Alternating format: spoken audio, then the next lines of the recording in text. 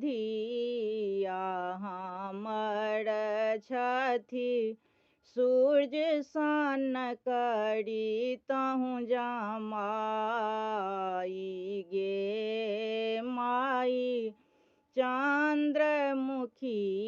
सन धिया हमर छथि सूर्य सन करी तहु जमाई सूर्य सन करी तहु जमाई गे माई सूर्य सन करी तहु जमाई गे माई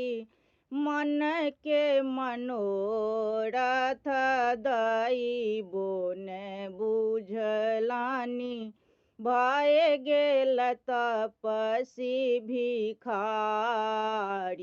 गे माई मन के मनोरथ दैबो ने बुझलानी भय गेल तपसी भिखारी गे माई चंद्रमुखी सन गौरी हमर छथि सूर्य सन करी तहु जमाई नारद के हम किछु ने बिगाड़लहु जे बूढ़ आनल जमाई गे माई एहन सुंदर धिया तिनका एहन पिया नारद आनल उठाई गे माई एहन रतन धिया तिनका एहन किया नारद आनल उठाई गे माई चंद्र बरन सन गौरी हमर छथि सूर्य सन करी तहु जमाई परिछन चलली माय मनाइन बड़ देखि खसली झमाई गे माई हमने बियाह बई हो बड़ तपसी मोरी धिया रहती कुमारी गे माई हमने बियाह बई हो बड़ तपसी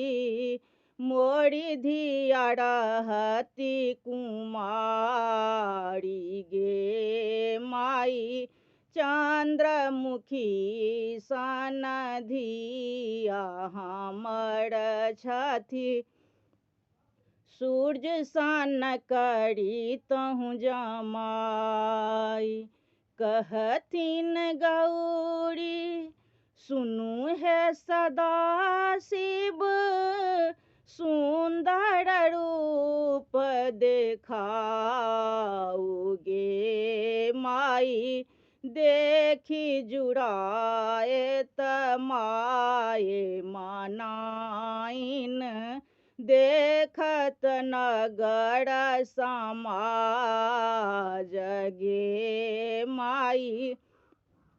देखी जुड़ाए तमाए मनाइन देखत नगर समाज गे माई चंद्रमुखी सन गौरी हमर छथि सूर्य सन करी तहु जमाए भनहि विद्यापति सुनु हे मनाइना इहो छथि त्रिभुवन नाथ गे माई। कर्म लिखल छल इहो बड़ तपसी, लिखल मेटल नहीं जाई गे माई। कर्म लिखल छल इहो बड़ तपसी, लिखल मेटल नहीं जाई गे माई। चंद्रमुखी सन धिया हमर छथि, सूर्य सन करी तहु जमाई गे माई। चंद्रमुखी सन गौरी हमर छथि, सूर्य सन करी तहु जमाय।